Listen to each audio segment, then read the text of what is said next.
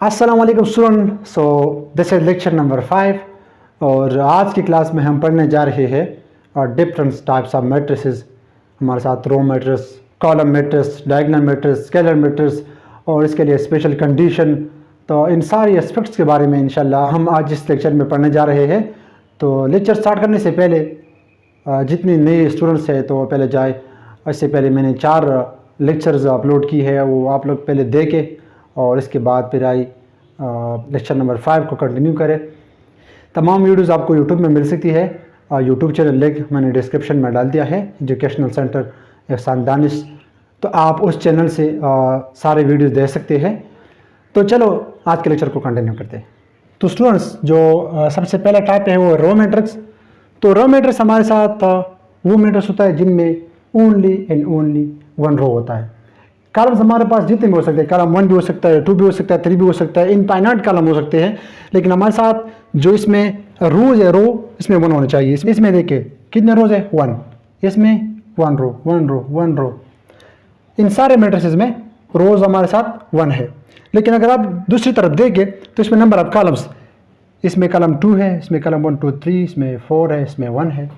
तो कॉलम्स हमारे पास जितनी भी हो सकती है, लेकिन नंबर ऑफ रोज हमारे साथ सिर्फ 1 होना चाहिए। अगर कोई आपसे क्वेश्चन पूछे कि रो मैट्रिक्स में हमारे साथ रोज कितनी हो सकती है, यानी मिनिमम और मैक्सिमम नंबर ऑफ रोज और मिनिमम और मैक्सिमम नंबर ऑफ कॉलम्स हमारे साथ कितने हो सकते हैं, तो आपने आंसर में देना है कि मिनिमम नंबर ऑफ रोज इसमें होने चाहिए 1 और मैक्सिमम नंबर ऑफ कॉलम्स इसमें होनी चाहिए इनफाइनाइट, जितनी भी हो सकती है हमारे पास 1 2 3 4 एंड सो ऑन, जितनी भी आप लिख सकते हो तो हमारे साथ उसमें आते हैं। यहाँ पे देखें क्या matrix which has only 1 row and 1 or more than 1 column is called row matrix. Number of rows minimum 1 और number of columns infinite हमारे साथ हो सकते हैं। अब जो सेकंड टाइप है हमारे साथ, तो स्टूडेंट जो सेकंड टाइप ऑफ मैट्रिक्स है दैट इज कॉलम मैट्रिक्स। तो कॉलम मैट्रिक्स में हमारे साथ मिनिमम नंबर ऑफ कॉलम्स 1 होने चाहिए और मैक्सिमम नंबर ऑफ रोज इसमें इनफाइनाइट हो सकती है और मिनिमम नंबर ऑफ रोज इसमें 1 होने चाहिए।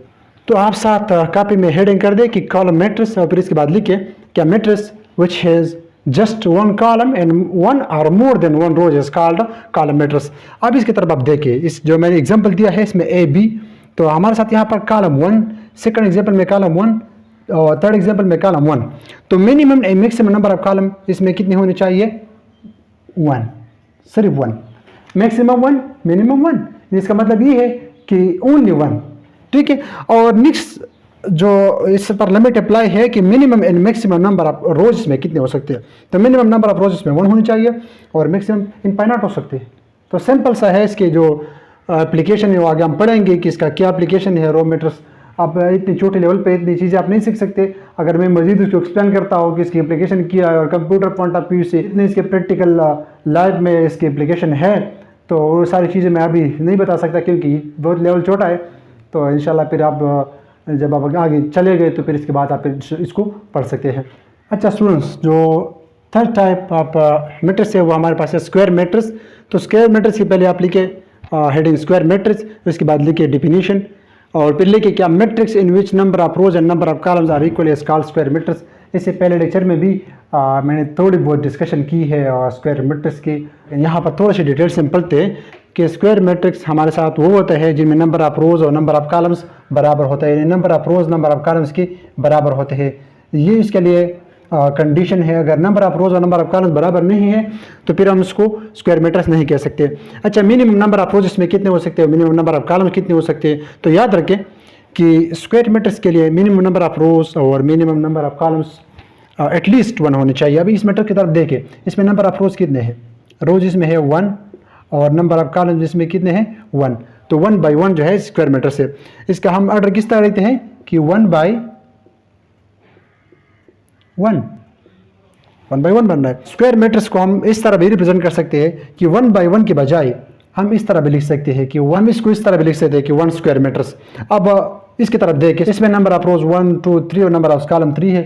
तो रोज हमारे साथ 3 और कॉलम हमारे साथ 3। तो आप इसको इस तरह लिख सकते हो कि 3 by 3, या आप इसको इस तरह लिख सकते हो कि 3 स्क्वायर मैट्रिक्स। आप इसको इस तरह भी लिख सकते हो। इसको देखें, ये हमारे साथ नंबर ऑफ रोज इसमें 2 और नंबर ऑफ कॉलम्स इसमें 2। तो ये हमारे पास रोज हमारे पास इसमें इसमें नंबर ऑफ रोज 2, कॉलम्स 2, तो 2/2 मैट्रिक्स और 2 स्क्वायर मैट्रिक्स आप इसको लिख सकते हो। तो स्टूडेंट जो नेक्स्ट टाइप ऑफ मैट्रिक्स है दैट इज रेक्टेंगुलर मैट्रिक्स।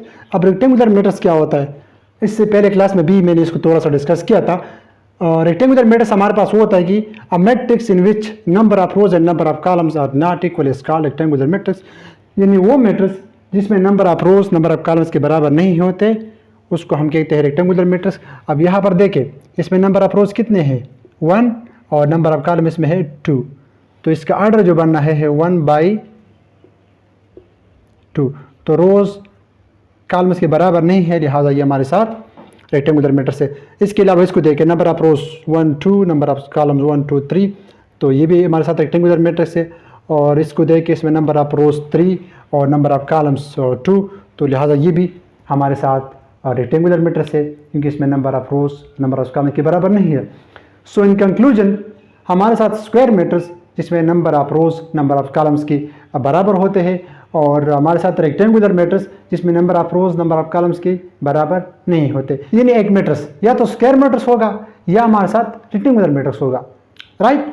अब इसके बाद चलते हैं नेक्स्ट टाइप ऑफ मैट्रिक्स की तरफ। अच्छा स्टूडेंट, सो जो नेक्स्ट टाइप ऑफ मैट्रिक्स है दैट इज जीरो मैट्रिक्स, और इसको हम कहते हैं नल मैट्रिक्स।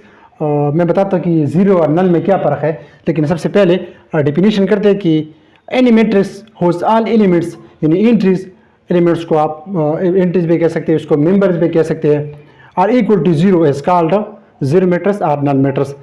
सपोज हमारे साथ ये है, ये जीरो मैट्रिक्स है, ये जीरो मैट्रिक्स है, ये सारे हमारे साथ जीरो मैट्रिक्स है। तो इसमें आप देखिए, इसमें number of rows number of columns के बराबर है, तो ये हमारे साथ स्क्वायर मैट्रिक्स भी है। और इसके अलावा ये हमारे साथ रो मैट्रिक्स भी है क्योंकि नंबर ऑफ रोज इसमें कितने हैं 1, और कॉलम्स की तो हम बात नहीं करते। रोज मैट्रिक्स में 1 चाहिए मिनिमम, और मैक्सिमम जितनी भी हो सकती है। और इसी तरह ये हमारे साथ कॉलम मैट्रिक्स भी हो सकते हैं क्योंकि इसमें नंबर ऑफ कॉलम्स 1 है और उसकी हम बात नहीं करते। इसी तरह ये हमारे साथ रो मैट्रिक्स, ये हमारे साथ कॉलम मैट्रिक्स, लेकिन है जीरो मैट्रिक्स। तो जीरो मैट्रिक्स हमारे साथ स्क्वायर मैट्रिक्स भी हो सकते हैं, हमारे साथ रेक्टेंगुलर मैट्रिक्स भी हो सकते हैं, हमारे साथ रो मैट्रिक्स, और इसके अलावा कॉलम मैट्रिक्स, ये सारे हो सकते हैं, एक्सेप्ट जो हम नेक्स्ट 3 टाइप्स पढ़ने वाले हैं जिनमें है डायगोनल मैट्रिक्स, स्केलर मैट्रिक्स और आइडेंटिटी मैट्रिक्स। तो आइडेंटिटी मैट्रिक्स, स्केलर मैट्रिक्स और डायगोनल मैट्रिक्स हमारे साथ जीरो मैट्रिक्स नहीं हो सकते, और इसके अलावा बाकी सारे हो सकते हैं।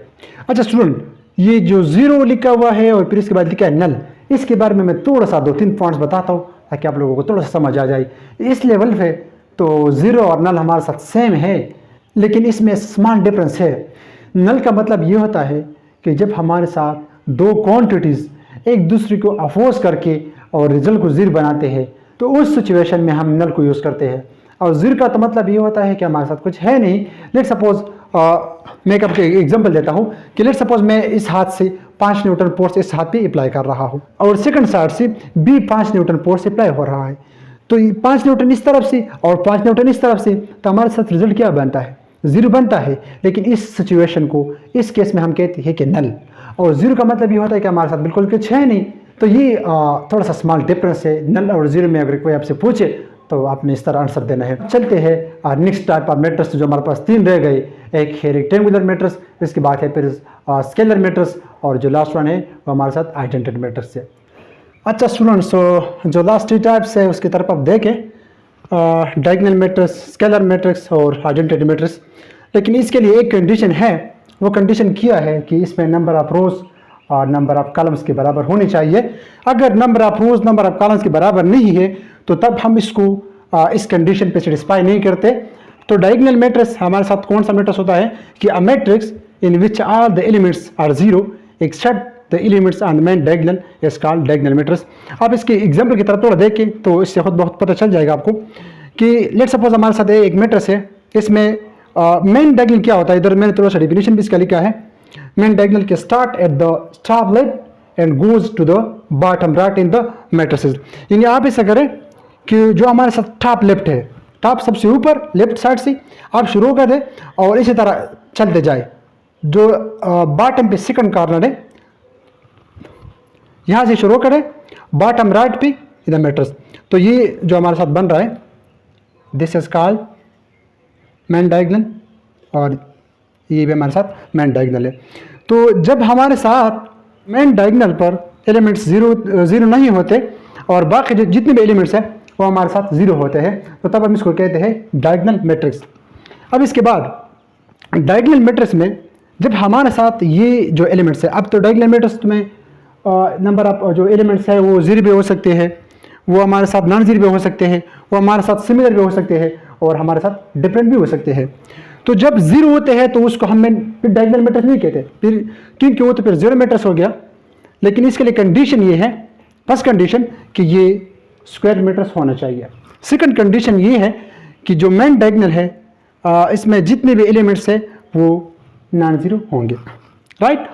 अब स्केलर मैट्रिक्स की तरफ देखें तो स्केलर मैट्रिक्स हमारे साथ डायगोनल मैट्रिक्स का एक स्पेशल केस है। किस तरह कि जब हमारे साथ मेन डायगोनल पे सारे एलिमेंट्स सेम हो जाते हैं तो फिर उसको हम कहते हैं स्केलर मैट्रिक्स। अब स्टूडेंट क्वेश्चन ये भी करते हैं कि सर अगर ये हम 0 कर दें तो तब भी सेम है, क्या फिर हम इसको स्केलर मैट्रिक्स कह सकते हैं? लेकिन आपको पता है कि स्केलर मैट्रिक्स हमारे साथ डायगोनल मैट्रिक्स का एक स्पेशल केस है। अब डायगोनल मैट्रिक्स की डेफिनेशन में मैंने क्या लिखा है कि मेन डायगोनल पर एलिमेंट्स हमारे साथ 0 नहीं होने चाहिए।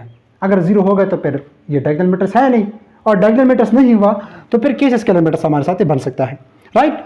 अब इसके बाद हमारे साथ है आइडेंटिटी मैट्रिक्स।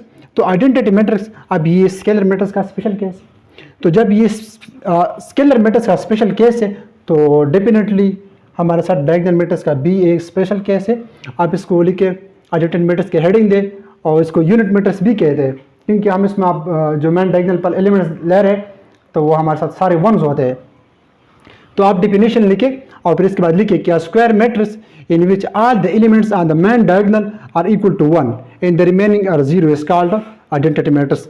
तो इसको हम आई से डिनोट करते हैं, क्योंकि आई का मतलब है कि आइडेंटिटी मैट्रिक्स, राइट। इसको हम आई से डिनोट करते हैं और इसको हम भी आई से डिनोट करते हैं। लेकिन कैसे पता चलेगा कि ये हमारे साथ 2 स्क्वायर मैट्रिक्स है और ये हमारे पास 3 स्क्वायर मैट्रिक्स है?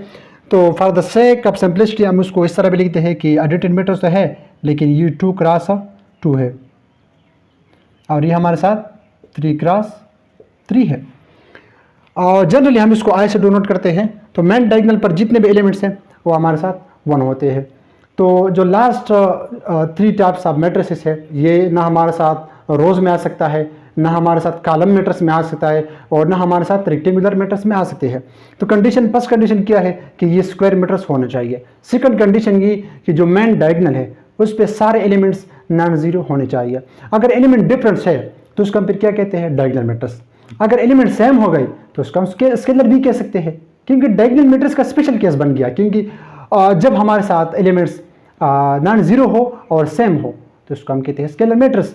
लेकिन सेम कंडीशन में अगर हमारे साथ ये सेम एलिमेंट्स 1 के बराबर हो गए तो फिर हम इसको आइडेंटिटी मैट्रिक्स कहते हैं। तो आज पे थोड़ा सा प्रैक्टिस कर ले, जो के बुक्स से उसको थोड़ा सा स्टडी कर ले। और बहुत सिंपल सा कंसेप्ट है आज का जो लेक्चर है, इसमें कोई खास लॉजिकल पॉइंट्स नहीं है, लेकिन आप जाए थोड़ा सा इसको स्टडी करें। और जो नेक्स्ट लेक्चर है इंशाल्लाह वो हम पढ़ेंगे ट्रांसपोज ऑफ मैट्रिक्स, और इसके बाद हम पढ़ेंगे साइमेट्रिक मैट्रिक्स, और नेक्स्ट जो है इस पर स्क्यू साइमेट्रिक्स है। हम साइमेट्री पे थोड़ा बात करेंगे कि साइमेट्री का मतलब क्या होता है। डेफिनेशन हमें याद रहता है कि साइमेट्रिक मैट्रिक्स हमारे साथ ये होता है, लेकिन जब कोई पूछता है कि व्हाट इज साइमेट्री तो फिर लोग उसको कंफ्यूज होते हैं। तो इंशाल्लाह इसके बारे में हम भी आगे लेक्चर में पढ़ेंगे। तो आज के लिए काफ़ी है और मिलते हैं नेक्स्ट लेक्चर में। तो तब तक के लिए आप अपना ख्याल रखिए। अल्लाह हाफ़िज़।